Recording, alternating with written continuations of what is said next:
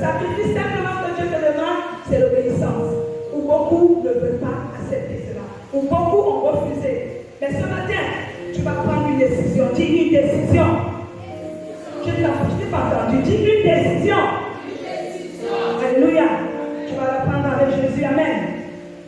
Et nous allons rapidement aller dans Ésaïe 40, 27 à 31. Pourquoi on parle de destinée? Pourquoi le Seigneur veut te parler de ta destinée?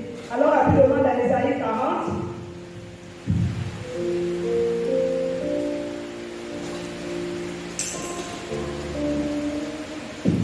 Si quelqu'un a la page, il nous lise Ésaïe chapitre 40, à partir de son verset 27 à 31.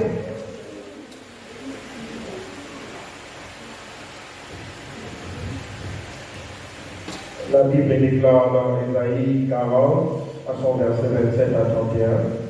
Pourquoi dis-tu, Jacob, pourquoi dis-tu, Israël, ma destinée est cachée devant l'Éternel, mon droit passe inaperçu devant mon Dieu. Ne le sais-tu pas? Ne l'as-tu pas appris? C'est le Dieu d'éternité, l'Éternel, qui a créé les extrémités de la terre. Il ne se fatigue point, il ne se lasse point, on ne peut le sonder, on ne peut sonder son intelligence. Au verset 29, il donne de la force à celui qui est fatigué, et il augmente la vigueur de celui qui tombe en défaillance. Les adolescents se fatiguent et se lassent, et les jeunes hommes chancellent.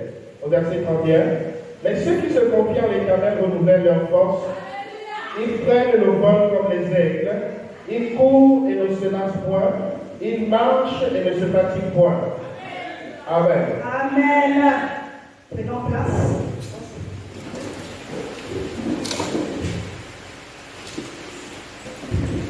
Merci. Voici un passage sur lequel le Seigneur veut te parler ce matin. Je vais d'abord passer par le thème de la définition comme j'ai l'habitude de le faire, parce que pour qu'on comprenne le sens de ce qui est dit, il faut d'abord connaître le but. C'est quoi le doute? Quand on dit ne doute pas à ta destinée, le doute simplement c'est un sentiment d'incertitude. Je vous assure, quand je préparais ce message, j'étais très combattue. C'est comme si le diable ne voulait pas que je donne ce message. J'ai écrit, j'ai effacé, j'ai écrit, j'ai effacé, j'ai écrit, j'ai effacé. J'ai jeté plusieurs pages à la poubelle. C'est hier, le Seigneur vient encore pour me dire dans ce message. Même le thème là, c'était pas comme ça. C'est lui qui a arrangé le thème pour dire dans ce message. Alléluia. Pourquoi? Ça veut dire qu'il y a un besoin dans l'église. Un besoin vraiment sérieux. Pourquoi tu viens à l'église? Il faut que tu saches pourquoi je viens à l'église. Et quel est ton apport? Lorsque tu es à l'église, il faut que tu le saches aussi. On ne vient pas seulement à l'église pour chauffer les bancs. On ne vient pas à l'église simplement parce qu'on veut simplement gérer ou bien, comment on appelle ça, la communion fraternelle avec les frères et sœurs. C'est bien, mais ça ne suffit pas. Parce que tu as une destinée devant. Le doute, c'est simplement, selon le dictionnaire que j'ai trouvé, c'est le fait de ne pas être sûr de l'authenticité de quelque chose ou encore de sa réalité. C'est ça le doute. Quand tu n'es pas sûr de quelque chose, tu t'attends, tu ne sais pas où tu vas aller, alors chrétien que tu es dans le doute. Quand on est dans la certitude de faire quelque chose, on le fait sciemment et on le fait avec la paix. Mais lorsque tu es dérangé intérieurement là, c'est le doute qui part. Alléluia. Et qu'est-ce qu'on a compris sur le thème destinée? La destinée ici, c'est une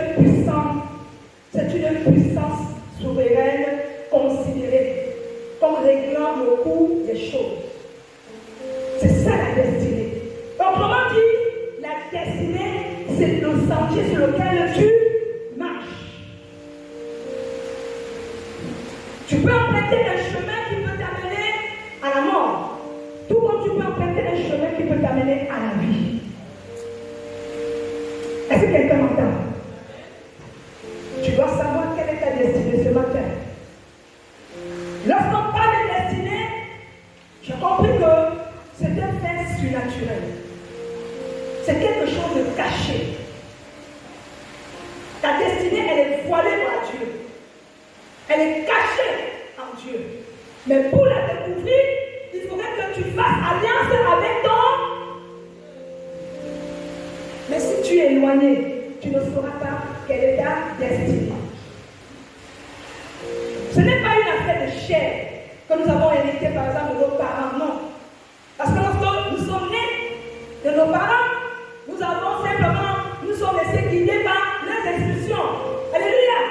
Et leur but c'était que nous grandissons et que nous réussissons dans la vie. Tel qu'aller à l'école, quand un papa envoie son fils à l'école, c'est que demain, cet enfant prenne soin de lui, n'est-ce pas? Mais avec la nouvelle naissance, en Christ, les choses changent. Tu ne vas plus vivre pour une X ou bien pour un X, je ne sais pas, pour quelconque personne, physique bien sûr, mais tu dois vivre sur ce que Dieu a arrêté pour toi. C'est pourquoi il dit que si nous sommes en Christ, nous sommes héritiers en Christ. Et selon Corinthiens 2, 17, il va plus loin. En disant quoi? 2 Corinthiens 5, 17. Ça, c'est un verset vraiment même de l'école de dimanche. Oui, c'est quoi? Moi, je ne voulais même pas que l'évangile parle. Moi, je veux que là, même quelqu'un que je ne pouvais pas imaginer puisse parler. Ce sont des versets quand tu viens à Christ, tu dois déjà mémoriser. Si quelqu'un est en Christ, il est comment? Il est une nouvelle créature. Et les choses anciennes sont passées. Et voici toutes choses sont devenues nouvelles. C'est à partir de là que tu dois te questionner si tu es dans la bonne destinée ou pas. Parce que quand on vient à Christ, on doit changer complètement nos mauvaises habitudes. Notre mentalité doit être totalement différente de ce que nous avons reçu de nos pères et nos mères. Alléluia. Si ton père ou ta mère pouvait t'amener faire des rites, des initiations, et des façons de dire pour éviter, ou bien pour que tu apportes l'argent, pour que tu sois riche, ça, Jésus te dit, tu n'as pas besoin de ça. Mais tu as besoin de moi pour atteindre le but. Parce qu'avec Jésus, on gagne plus. Et on ne se fait pas mal. Est-ce que quelqu'un me suit ce matin? Mais pourquoi aujourd'hui nous nous comportons comme plus que les païens? Parce qu'on doute. On doute que Jésus, à qui on a dit oui, à qui on a dit je t'appartiens. On a simplement dit de l'être, mais on n'a pas vraiment vécu, on n'a pas expérimenté cet amour intérieurement. C'est pourquoi il y a tant de maladies.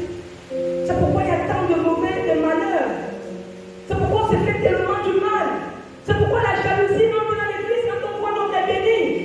Parce qu'on ne sait pas pourquoi l'homme est béni et pas moi. Je vais dire à quelqu'un, rentre dans ta destinée ce matin. Que tu ne le veuilles pas, je vais prier et tu vas rentrer dans ta destinée. À moins que tu ne le veuilles pas. Alléluia. Comme je le disais, c'est grâce à la nouvelle naissance que nous héritons de cette vie surnaturelle. Et la vie surnaturelle, comme je l'ai dit, cela ne dépend pas de la chair, mais cela dépend de l'esprit. Alléluia. Et nous pouvons aussi reconnaître que pour accéder à notre destinée, nous devons simplement reconnaître quelle est notre véritable identité en Christ. Qui es-tu? Qui suis-je? Voilà les petites questions que tu dois te poser chaque jour. Est-ce que je suis en train de faire ce que Dieu attend de moi? Est-ce que je ne suis pas en train de faire la volonté de l'homme? Est-ce que je ne suis pas en train de faire pour qu'on m'applaudisse, pour qu'on m'acclame? Est-ce que Dieu est véritablement dans ce que je fais? Est-ce que Dieu se glorifie dans ce que je fais? Est-ce que je ne fais pas par effet de masse? Je vais dire à quelqu'un, ce n'est pas parce que tu marches avec quelqu'un tous les jours et que cette personne excelle dans ce qu'elle fait ou dans ce qu'il fait, que toi aussi, en imitant, ça serait pareil. Non! Elle ça, vous pouvez dormir même sur le même lit. Mais elle réussit, mais toi, tu vas rester au point toujours zéro. Parce que tu n'as pas encore compris pourquoi Dieu t'a créé. Tu dois apprendre à compter sur Dieu. Tu dois apprendre à fixer le regard sur Dieu. Parce que la bénédiction de ton frère ou de ta soeur, de marche, ou je ne sais pas, de sang, n'est pas identique à la tienne. Chacun de nous a sa particularité à faire dans la maison de Dieu. Si tu ne fais pas ta part, parce que tu as laissé l'autre le faire à ta place, il recevra ta bénédiction. Il prendra ses bénédictions de ta part. Pourquoi? Parce que, bon, Stanley, il est cadre à la SCG. Pourquoi lui? Moi, je veux aussi tout faire. Même s'il faut rentrer dans la loge et aller corrompre le directeur. Même mon nom là-bas. Vous croyez que c'est quoi? Ça, c'est du compromis, n'est-ce pas? Vous avez vu un exemple avec du sketch que les enfants nous ont présenté. Tu n'as pas besoin du compromis pour atteindre ta destinée. Non. La bénédiction de l'autre, c'est pour l'autre. Ta bénédiction, cherche-la devant Dieu. Et cela demande de sacrifice. Tu ne vas pas dormir et attendre seulement sur un plateau dont on vient tout te donner. Moi, j'ai vu ces enfants-là évoluer dans la maison de Dieu. C'était un parcours pas facile. Et je bénis Dieu pour l'excellence. Ils sont nombreux là, ils sont nombreux. J'ai l'habitude de dire, ils sont venus tout bébés. Au sein. Aujourd'hui, tu es en train de bénir chacun d'eux. Et je rends grâce à Dieu pour cela. C'est pas quand tu viens aujourd'hui, tu veux déjà atteindre le but, sans pourtant d'abord commencer vers le bas. Aujourd'hui, les chrétiens ne peuvent plus se ménager. Ils veulent la vie facile. Ils ne veulent plus rien faire. Tout. C'est le pasteur ou bien les évangélistes ou les diacres qui doivent le faire. Parce que c'est eux qu'on a placé comme responsable là-bas, non? Et quelle est ta pierre d'édifice pour la construction de ton église? Je veux dire à quelqu'un de se relever. Si tu n'as pas cette parole de connaissance, relève-toi déjà ce matin. Alléluia. Parce que si tu ne le fais pas, tu vas échouer naturellement. Voilà un passage que la parole de Dieu nous exhorte au travers de l'histoire de Job. Au verset 27, il dira, pourquoi dis-tu Jacob? Pourquoi dis-tu Israël? Ma destinée est cachée devant l'Éternel, mon droit passe inaperçu devant mon peuple. Pourquoi Jacob s'interroge? Pourquoi il s'inquiète tant? Vous connaissez l'histoire de Jacob? Alléluia! Jacob, dont Dieu a donné le nom d'Israël. Quelqu'un à qui Dieu a dit, je t'ai connu, je t'ai aimé, je t'ai choisi. Quelqu'un qui a lutté avec Dieu. Et qui pour la fin, il commence à douter de ce Dieu. Est-ce que quelqu'un me suit là? Où est quelqu'un de cette dimension-là? La dimension de la connaissance de Dieu. À un moment donné, face à la difficulté, il a commencé à douter. Est-ce que vraiment Dieu est dans ce que je suis en train de faire là? Pourquoi il ne me suit pas? Parce que la difficulté est devant lui. Le peuple s'inquiétait, ça n'allait pas. Dieu avait comme fermé les oreilles à cette prière. Et il pouvait s'interroger ainsi. Et c'est pourquoi je dis à quelqu'un, tu dois connaître ton Dieu. Connaître ton Dieu, c'est connaître ta destinée absolue. Voilà quelqu'un d'ignorant. Malgré la connaissance qu'il avait de ce Dieu-là, qui a fait vraiment des merveilles dans sa vie. À un moment donné dans son parcours, il a commencé à douter. Et c'est ce qui se passe aujourd'hui dans nos églises. Je suis devant une situation qui perdure, ça n'avance pas, jusqu'à quand Dieu va me laisser dans cet état. Et quand les autres ont réussi, les autres avancent. Même ceux qui sont venus me trouver, ils avancent. Mais pourquoi je suis à la même position? Je vais dire à quelqu'un, tes larmes seront essuyées ce matin. Tes larmes seront essuyées ce matin. Mais tout dépendra de ce que tu vas faire, de la décision que tu vas prendre. Alléluia. Et ici, Dieu, il s'étonna au verset 28. Écoutez bien. Ne le sais-tu pas? Ne l'as-tu pas appris? C'est le Dieu d'éternité, l'Éternel qui a créé les extrémités de la terre, et il ne se fatigue point, et il ne se lasse point, et il ne peut sonder son intelligence. Est-ce que vous comprenez ce que Dieu répond à son serviteur Jacob? Pourquoi tu doutes de ce que je suis capable de faire ou de ne pas faire? C'est moi le Dieu créateur qui connaît tout, qui sonde les cœurs et les reins. Et c'est toi qui parles ainsi. Nous allons aller plus rapidement dans un autre point pour comprendre, parce que j'ai pris ces deux illustrations là pour mieux expliquer mon thème. Allons dans Job 19, 8. On est toujours dans la connaissance de la parole de Dieu. Job 19, verset 8, dit quoi? Job 19, à son verset 8, déclare, il m'a fermé toute issue, et je ne puis passer. Il a répandu des ténèbres sur mes sentiers. Amen. Voilà en quoi notre ignorant. Vous connaissez l'histoire de Job. Comment un homme comme un Job va douter de ce que Dieu a été capable de faire dans sa vie aujourd'hui parce qu'il est devant une situation de difficulté? Il a tout perdu. Il a perdu son argent, il a perdu sa famille, il se retrouve seul. Lorsque cet ami vient le rencontrer, voilà ses lamentations. Donc Dieu a dit dans la Bible que voilà l'homme qui est resté fidèle à moi et resté intègre à moi.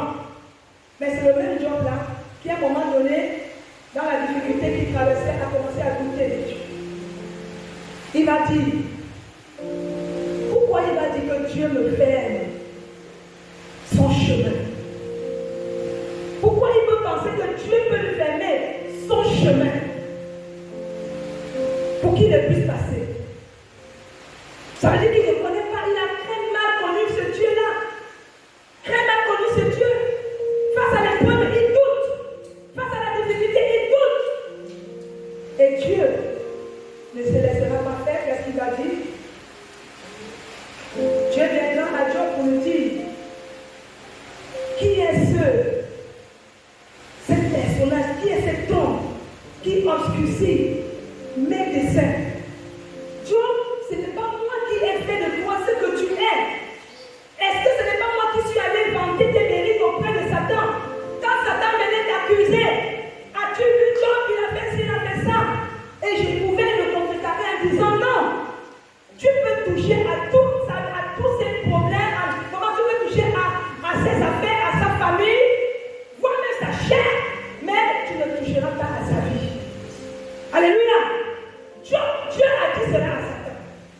Et voilà ce qu'il dit vient parce qu'il est en colère d'avoir entendu les réprimandes, les plaintes et le doute que Job émettait en disant non, tu fais mal Job.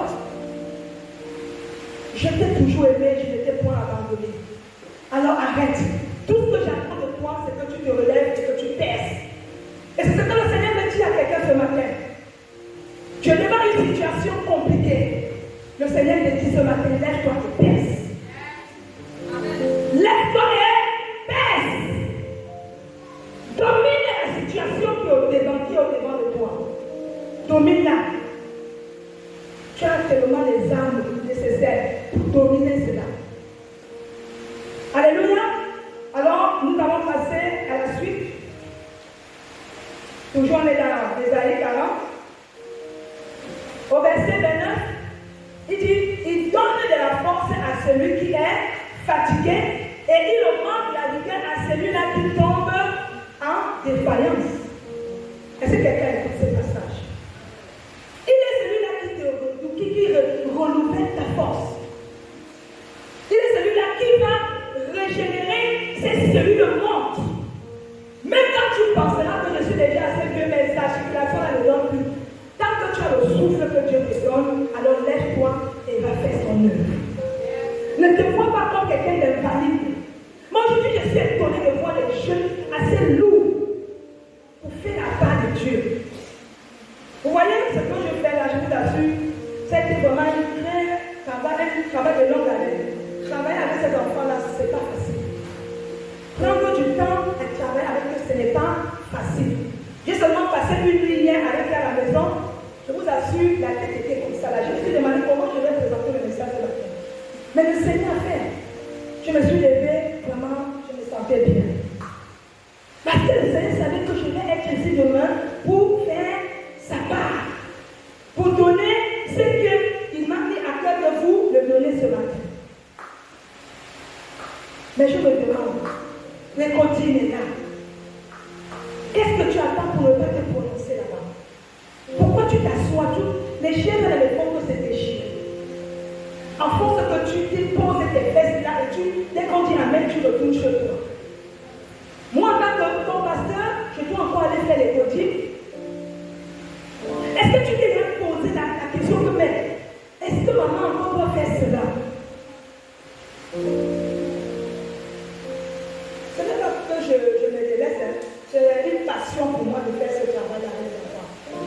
quand je suis avec eux, je me sens très bien. Mais je veux transmettre. Je veux transmettre à quelqu'un qui est prêt à faire cela. Qui pourra faire les choses comme le Seigneur lui dit de faire. Sans attendre qu'on lui dise quoi que ce soit. Qui se surpasse de ses occupations personnelles. On est trop occupé. Même Ali qui est trop occupé, là, il a du temps pour le social. Il délègue. Il ne peut pas faire tout seul. Mais pourquoi quand on délègue, même ce que tu as l'habitude de faire, tu ne le fais pas? Ça veut dire qu'il y a le doute. Tu travailles avec le doute. Tu es ignorant. Alléluia. J'espère que ce matin, le Seigneur parle à un cœur. Le Seigneur est en train de parler à un cœur. Je vais pousser le bouchon plus loin. Ecclésiaste 12:2. Dans le sous-thème que j'ai intitulé ici, tu dois bannir le chagrin, tu dois bannir de ton cœur les mauvaises attitudes que tu as eu à développer pendant le temps. Bannis cela ce matin. Parce que si tu rentres en 2023 avec ça, ça veut dire que tu n'as rien compris ce matin. Ecclésiaste 12:2, dans certaines versions, je pense que c'est dans Ecclésiaste 11:10. Il dit de bannir, est-ce qu'on peut lire ce verset s'il vous plaît? Bannis le chagrin de ton cœur afin que ton corps, je veux comprendre la suite. Ecclésiaste 12:2. Voilà, j'ai trouvé. Il dit, bannis de ton cœur le chagrin et éloigne le mal de ton corps. Alléluia. Car la jeunesse et le roi, sont vanité. Est-ce que quelqu'un a compris ce passage? Bannis le chagrin, quel que soit ce que tu es en train d'endurer. Maman, papa, il y a des situations graves que tu vas encore voir devant. J'ai vu dans un média, je ne sais pas, c'était en Iran, oui, France 24, des femmes qui se coupaient les cheveux. Parce que on s'est attaqué à l'une d'entre elles. Vous voyez, l'Iran, c'est un pays islamique. Mais ils sont arrivés à un niveau, ils ont dit, on en a marre. Parce que là-bas, les hommes font des femmes comme font des femmes des choses. Ils prennent des femmes et les violent et les tuent après. Et un jour, une voix s'est levée. Et la femme qui l'a représentée, même on l'a tuée et on l'a violée. Et depuis sa mort, ils ont dit il faut parler. Les médias, le monde entier entend ce qui se passe dans ce pays. En signe de reconnaissance pour cette bataille que cette femme a eu à mener, les femmes sont venues sur la cour, je ne sais pas si c'était la présidence, couper les cheveux. Vous voyez les longs cheveux là. Elles prennent les décisions en pleurant.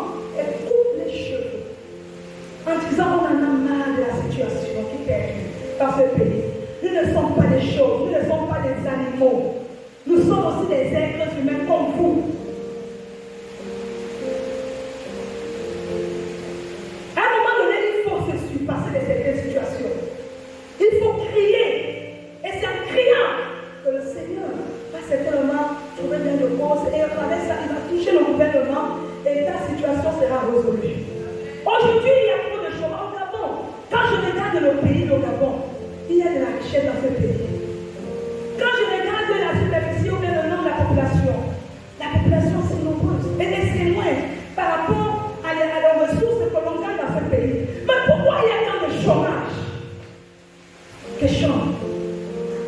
Est-ce que le chrétien s'est déjà levé et dit, même si ce n'est pas ton cas, mais regarde ton frère, ta soeur, qui est dans cette situation et ça perdure. Est-ce que tu vas continuer à soutenir ce dernier? Tu aimerais aussi voir cette personne-là se battre, n'est-ce pas? Et de pouvoir récolter par le fruit des mains ce qu'il a eu à battre. Mais on reste en dehors. On reste dans le chagrin. On commence à développer des mauvaises pensées. Et ça ne va jamais changer. Un président vient, un autre revient, un autre revient. La situation perdue, c'est resté là. On est africain, non? C'est comme ça ici. Non! À un moment donné, il faut dire non. Si tu as un Dieu vivant, celui-là qui renouvelle tes forces et celui-là qui te donne la vigueur à tes forces, tu peux encore faire quelque chose. Il n'est jamais trop tard. Alléluia. Il n'est jamais trop tard. On repart dans Ésaïe.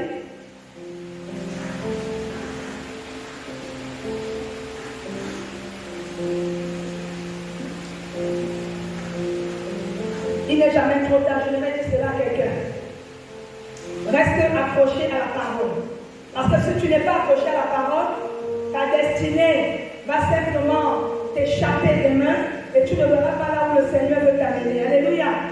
Et je voudrais aussi, avant qu'on ne passe à l'étape suivante, reconnaître que dans les mauvaises attitudes, nous sommes souvent accrochés à ce qui n'est pas bien. La peur, le doute. Et c'est tout cela, c'est tous ces éléments-là qui t'amènent à être ignorant. On n'est pas ignorant du jour au lendemain comme ça, c'est parce qu'on bienvenue ces choses en nous. Je ne suis pas venu faire dans la sensation, non. Je suis venu te parler et te dire de sortir de l'ignorance. Parce que le diable se plaît tant que tu resteras dans cette situation.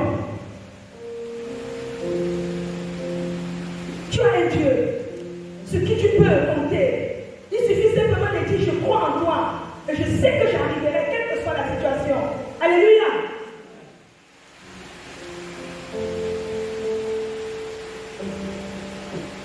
Dans les mauvaises attitudes, toujours, afin de bannir le chagrin dans notre cœur, nous devons simplement comprendre que parfois, il peut arriver que Dieu nous cache ses desseins.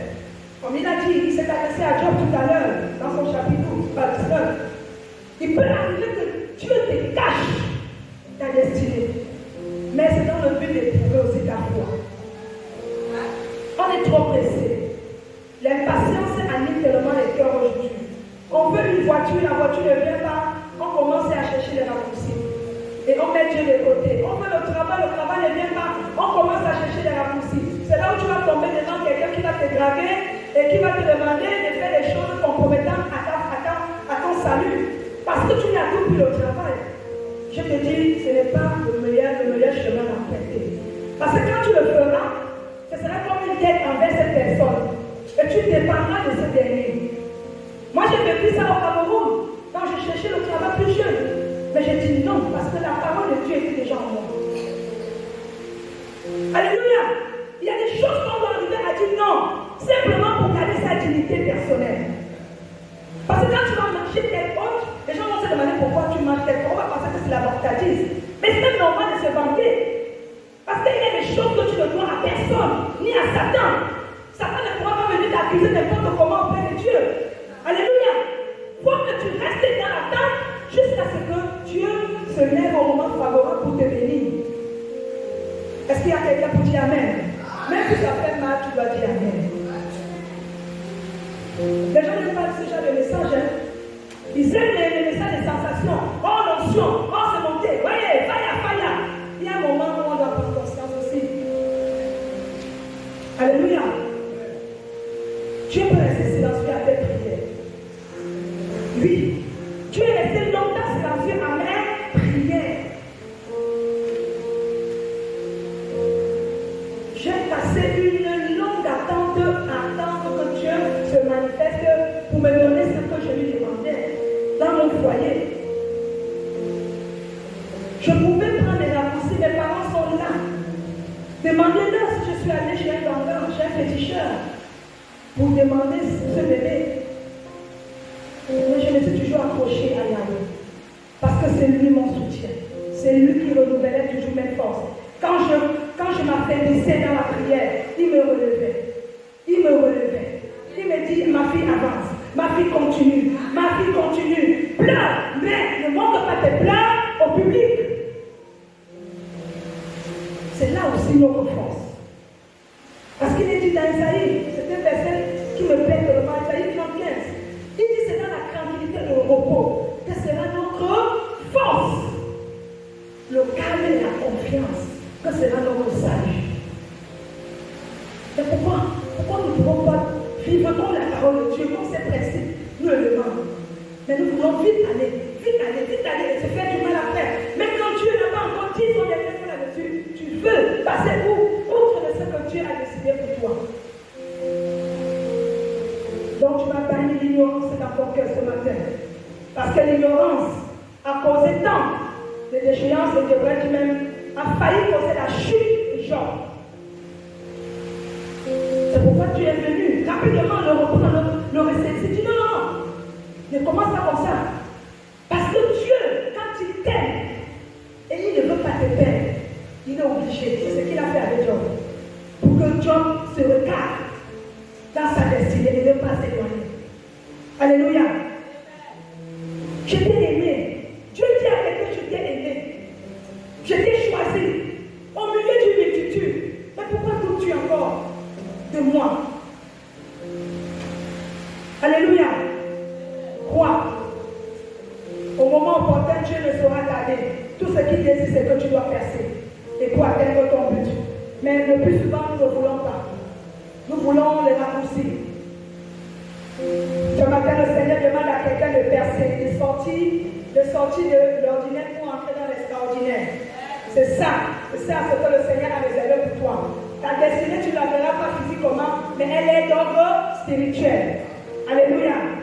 Nous allons aller dans le point numéro 2. Le manque de paroles de connaissance et de sagesse. Le manque de paroles de connaissance et de sagesse est un obstacle fatal. Je n'ai pas entendu un amen. Parce que vous ne voulez plus la parole de Dieu, n'est-ce pas? Ah oui, c'est normal. C'est normal que tu ne dises pas amen. Parce que vous voyez cette parole-là. C'est ça ma force. Ça. Si tu t'appropries, je ne sais pas si quelqu'un a déjà lu une ou deux fois toute la Bible. Je ne sais pas. Mais je vais t'encourager à lire de la Genèse à l'Apocalypse. Il y a vraiment de très bonnes choses que tu vas découvrir dedans.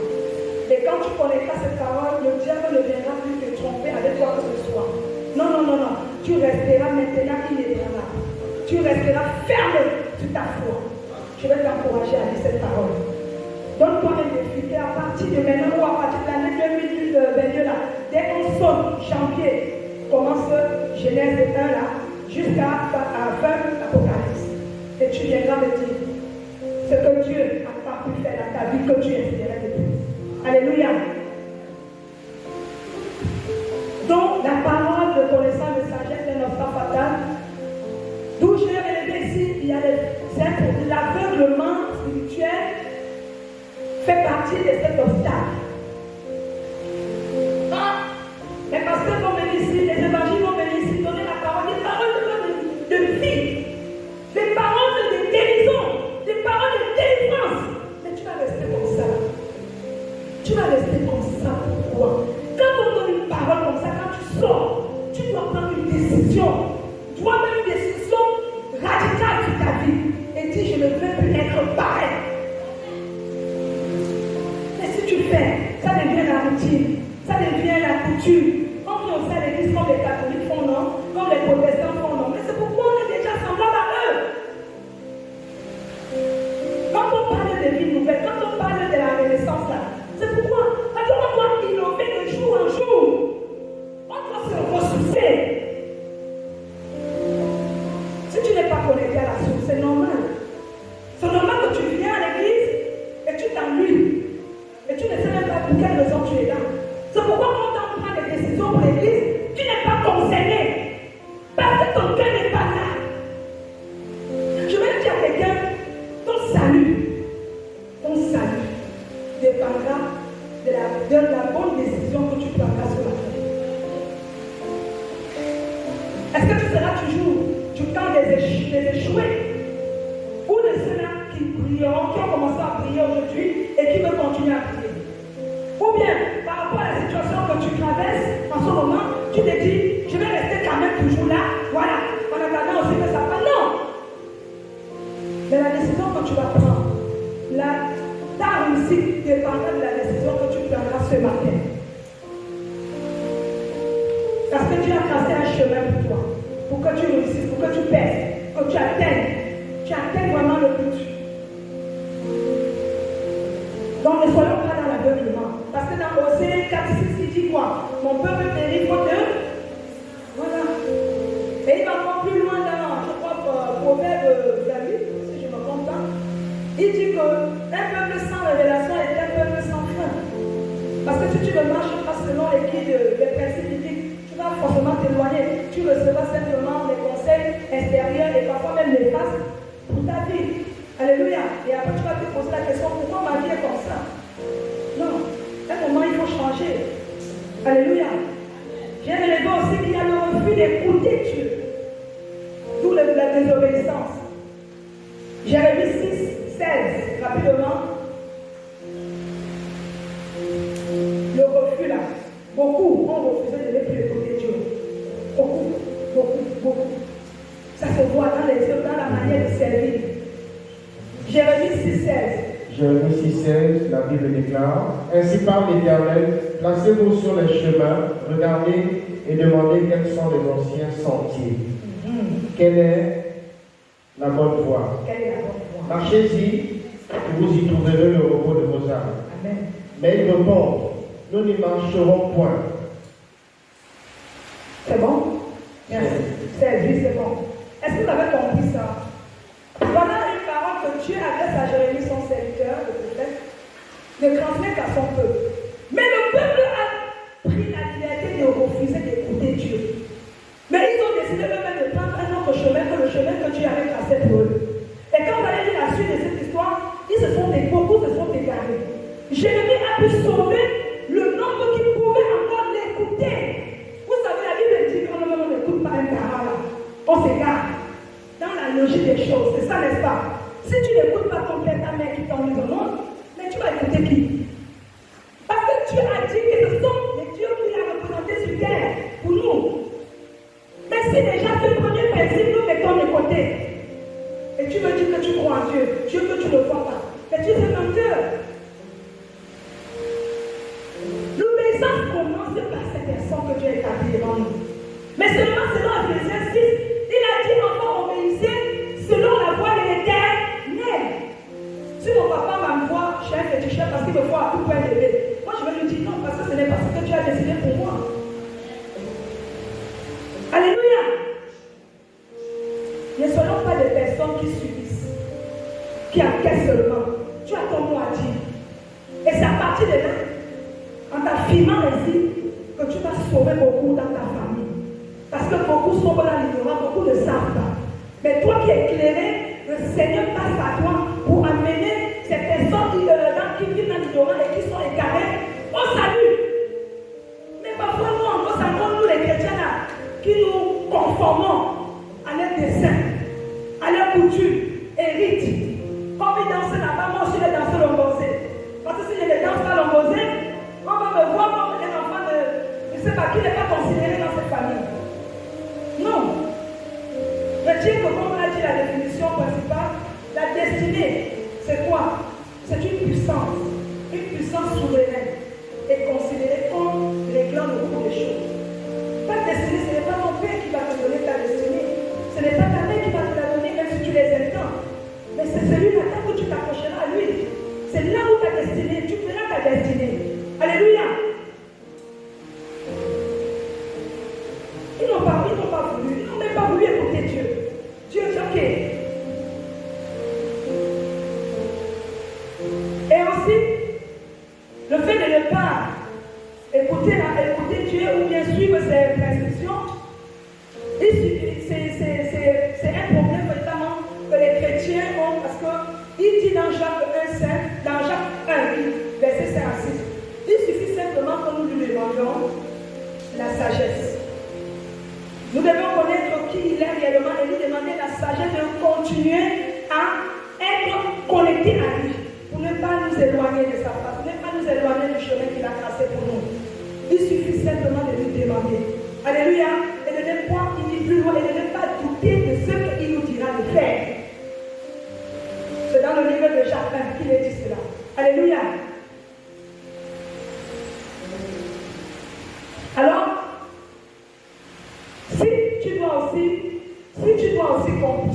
réussir dans tes sentiers, dans ta destinée, tu dois retenir qu'il faut premièrement marcher selon ce que le Seigneur attend de toi. Il a dit à Jérémie, tu l'as ceci et ils n'ont pas écouté. Et Dieu revient dans le verset, je crois à Michée 4.2, il dira quoi? Il dira quoi dans Michée 4.2? Je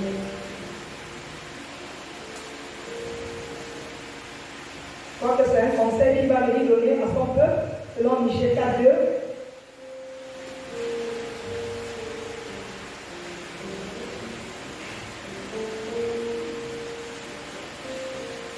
Si quelqu'un n'a pas, j'ai qui le dise pour moi.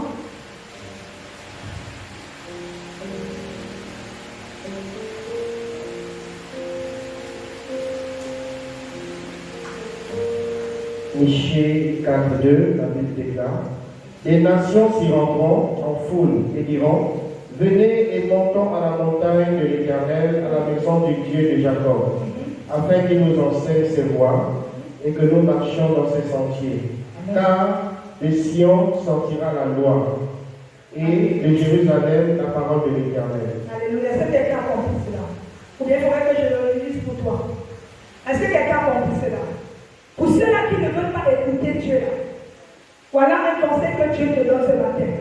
Il dit: les nations se rendront comme des foules à toi. Alléluia. Et il dit de venir à la montagne ou quoi? Disons à la source. Qui est lui, qui est l'Éternel, qui est Dieu, le Dieu qui t'a créé. Reviens à la source. Ne t'éloigne pas. Dieu aime tellement et il chérit tellement son peuple. Il s'adressait ici à Israël. Ensuite, il m'a dit à la maison de Dieu de Jacob, afin qu'il nous enseigne les voies et que nous marchions dans ses sentiers.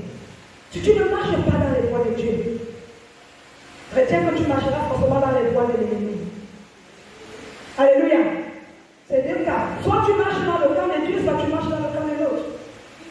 Et tu dois assumer les conséquences. Si tu refuses d'écouter, bien sûr. Mais si tu as pris la bonne décision, suivre les préceptes de Dieu, alors voici une parole que Dieu t'adresse ce matin. Il te dit de rester dans son sentier, de marcher selon ses instructions.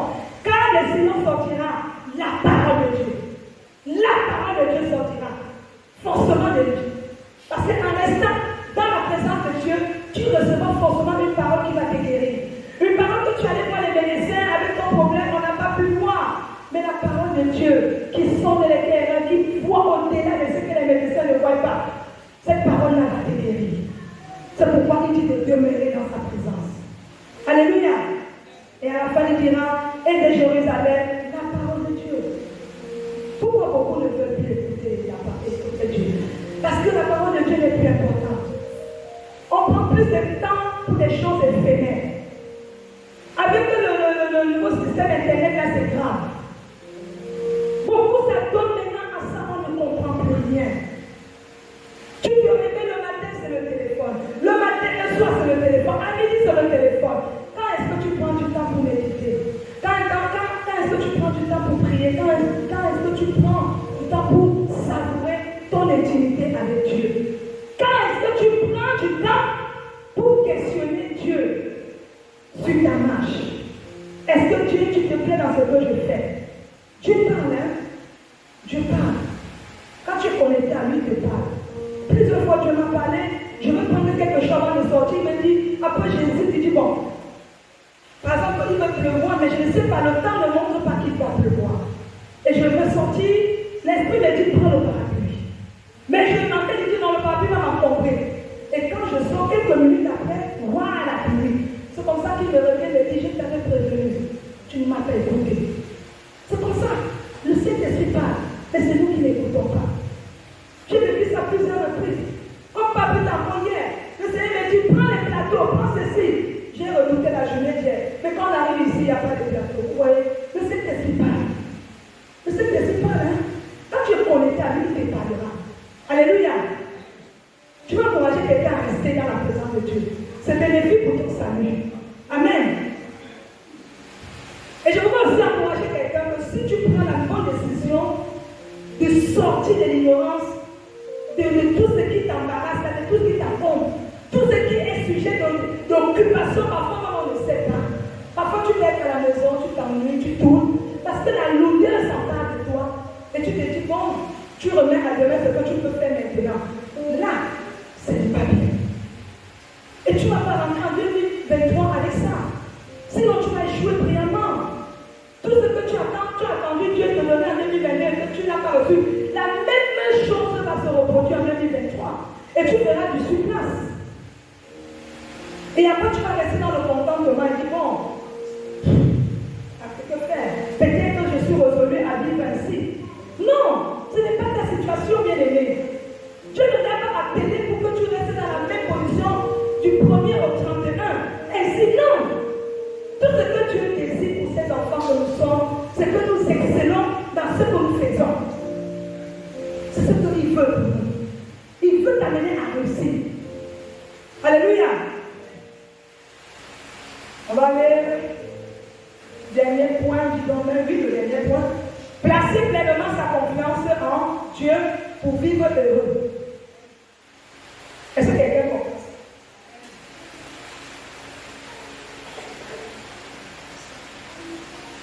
Placer complètement sa confiance en Dieu pour vivre heureux. Ça veut dire quoi? Quand on parle de confiance, c'est quoi? C'est la foi, non? Je marche non pas par la vue, mais par la foi. Je me rappelle lorsque on m'auditionnait, avant ma consécration, on m'a posé tellement de questions pièges, de sondages. On a touché le point là, que tu vas servir Dieu dans l'église, tu ne travailles pas, tu n'as pas de ressources. Parce que nous les hommes, on aime bien s'approcher, n'est-ce pas? On a une assurance quelque part, on essaie lancer. Tu n'as pas. Et le peuple là-bas, vraiment, quand tu as la charge, crie et s'accroche à tes lèvres pour que tu leur donnes ce qu'ils attendent. Comment tu vas faire? Et tu n'as pas de ressources, tu n'as pas de salaire de la mission. Déjà, même on n'a pas de salaire de la mission. Il est là, il parle sur le contrôle du pasteur. Peut-être les autres en ont par rapport à la situation économique, on les soutient, mais nous, depuis que nous sommes peut-être là, non. Hein.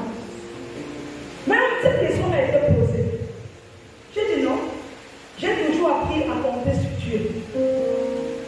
J'ai toujours appris à regarder vers Dieu.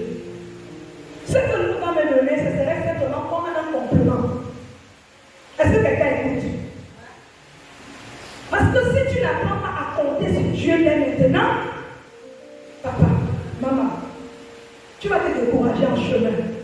C'est pourquoi le chant que ma fille venait de vous donner là, dans mon parcours vers le ciel, tout peut sombrer.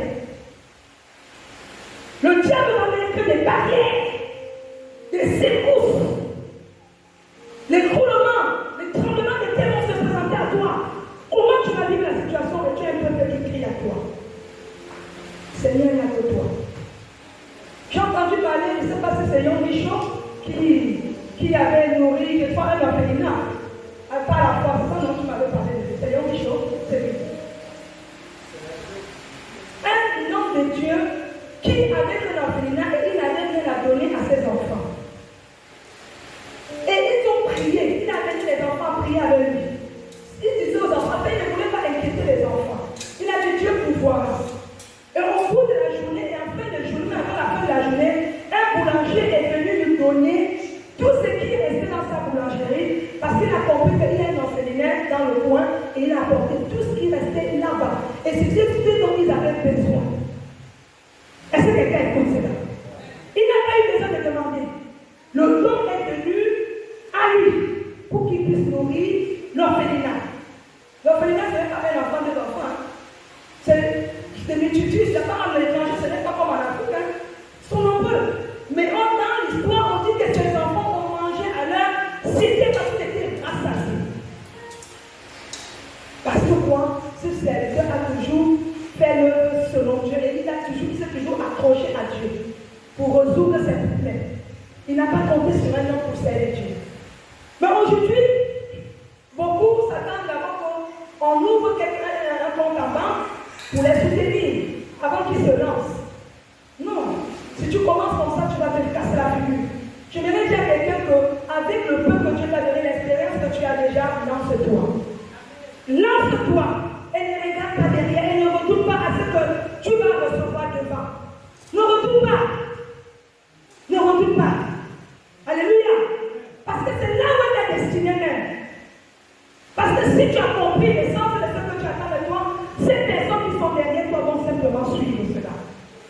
Parfois, les enfants que nous encadrons ne seront peut-être parce que nous-mêmes, les responsables, on n'est pas apte à pouvoir leur montrer qu'il faut compter d'abord sur Dieu. Alléluia. Apprenons à compter sur Dieu. Vraiment, c'est important. C'est pourquoi j'ai intitulé cette partie Placer pleinement confiance en Dieu pour vivre heureux. Le reste viendra après. Si je dois manger demain, il n'y a rien à manger, je n'ai même pas d'argent, je n'ai pas de salaire, le bailleur va venir demander son loyer, je n'ai rien à foutre, Seigneur, tu pourvoiras. C'est tout. Alléluia. C'est aussi garder sa foi inépuisable devant n'importe quelle situation. Miser tellement sa confiance en Dieu, c'est garder sa foi inébranlable. Inébranlable veut dire ferme. Quelqu'un va venir te raconter autre chose qui n'est pas la parole de Dieu, qui n'est pas la volonté de Dieu. Ferme les oreilles. Tu fais ça, ferme les oreilles. Et tu attends. Habakkuk était là, il attendait à son poste. Moi aussi, j'étais à mon poste et j'attendais. Je suis une preuve vivante devant vous. Au travers de mon histoire, il y a beaucoup qui ne croyaient plus en Dieu et qui ont repris l'espérer devant Dieu. Beaucoup étaient sur le point de quitter leur foyer. Oh voilà, ça ne va pas, ça ne va pas, ça ne va pas. Mais depuis que j'ai vu ça, Dieu peut. Dieu est vraiment celui-là qui agit vraiment. Alléluia. C'est ton histoire doit parler. Tu n'as pas besoin de trop parler. Comportons-nous de manière à ce que notre vie autour de nous puisse vraiment toucher un bon nombre pour le royaume. Alléluia. Placer pleinement aussi sa confiance en Dieu, c'est se outrepasser et se mettre au-dessus de la difficulté. Se mettre au-dessus de la difficulté. C'est pourquoi j'ai commencé par ce chant. Par la foi, je marcherai. Par la foi, je triompherai. Par la foi, mon Rédempteur me rendra plus que vainqueur. Est-ce que quelqu'un comprend ça? C'est les cantiques qui donnent ce chant. Peut-être si les gens peuvent bien nous travailler, ça c'est très bien. Parce que c'est les paroles que j'ai oubliées. Alléluia. C'est prendre aussi, surtout des meilleures résolutions. On va terminer avec Job 22, 23, 28, le temps pour moi à prendre. Job, lui, c'est là où il a pris des bonnes résolutions après qu'il ait douté de Dieu. Parce qu'au finish, il faut que tu te relèves, il faut que tu baisses. Après la demande, il a pris conscience et il s'est relevé. Et il a pris des meilleures résolutions pour avancer vers sa destinée. Job 22, 28. Job 22, 28. Oui, à partir du verset 28 à 30. 28 à 30, la Bible déclare: à quelle résolution reprendra le succès? Sur tes sentiers brillera la lumière. Au verset 29, vienne l'humiliation, tu prieras pour ton relèvement. Dieu secourt celui dont le regard est abattu. Au verset 30, il délivrera même le coupable qui devra son salut à la pureté éternelle. Alléluia. Non, peut-être non, pas du tout. J'aime souvent le temps pour que ça marche partout. Bien même dans les autres. Et pour que tu gardes ça comme vraiment des recommandations que Dieu te donne pour ton cœur. Voilà, je me suis retrouvée. Job 22, 28. Le Seigneur veut que tu gardes sa parole. À partir du verset 28, il dira: à tes résolutions répondra le succès. Quelle que soit la décision que tu vas prendre après ce moment, le succès est devant toi. Le succès se pointe déjà à ta porte. Le succès est en train de crier même déjà à tes péchements. Je veux déjà te bénir. Est-ce que quelqu'un peut le dire à tes propres mots? Je suis dans le succès. Je nage dans le succès. Je triomphe dans le succès. Alléluia.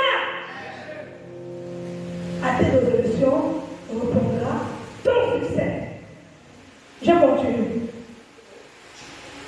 Sur tes sentiers brillera la lumière. Si hier tu n'étais pas éclairé, si encore avant ce message tu n'étais pas éclairé, sois éclairé maintenant. Afin de percer. Afin de rentrer dans l'extraordinaire. Parce que ta vie n'est pas naturelle, mais elle est surnaturelle. Alléluia. Je vais continuer.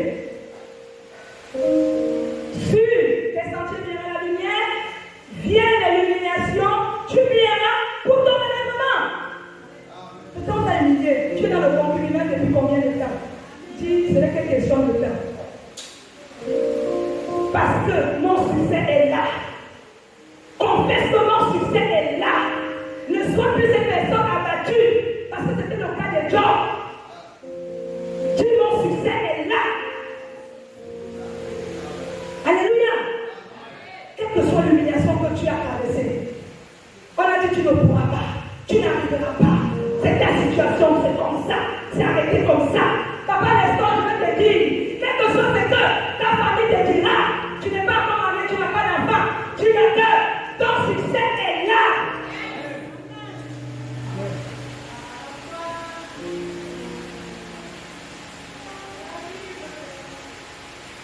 Je continue. Comment si je pouvais rentrer dans les cœurs, ce que je ressens en ce moment, je l'aurais fait. Mais que le Saint-Esprit fasse son effet, c'est tout. Alléluia.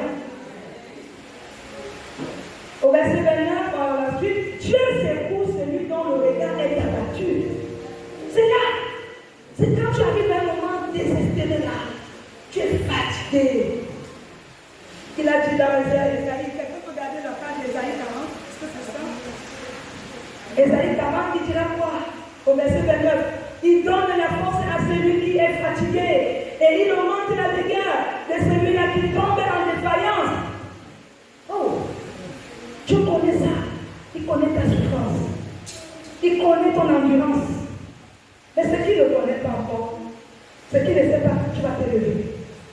Quand tu vas faire, tu vas te décider de te lever. Alors rassure-le ce matin, bien-aimé. Alléluia. Montre-lui que tu as écouté sa parole ce matin. Alléluia. Alors je termine d'abord la lecture de Job. Dieu secoue celui dont le regard est abattu et il délivrera même le coupable qui devra son salut à la pureté de ses mains. Tu as tué, tu as fait quoi, n'importe quoi. Dieu dit, dès le moment où tu reviens vers moi, tu t'humilies, tu reconnais ton sang, tu reconnais ton péché, alors je l'efface. Je l'efface et je relève ta tête. Peut-être tu as fait des choses que nous ne connaissons pas dans le passé. Mais tu es là, tu as peut-être honte de venir nous dire, mais Jésus, qui sont les pères qui connaissent ce que tu as eu à vivre, mais parce que tu as le regret dans ton cœur, il te dit, je te relèverai la tête. Je relèverai ta tête. Tout ce que le diable a voulu te faire croire, c'est un menteur. Mais ce matin, parce que tu as pris les meilleures résolutions pour ta vie, tu verras l'aurore de ta destinée. L'aurore de ta destinée est là, elle est là. Il suffit que toi-même tu fasses le déplacement. Parce que je ne peux pas prendre n'importe qui et le placer sur sa destinée.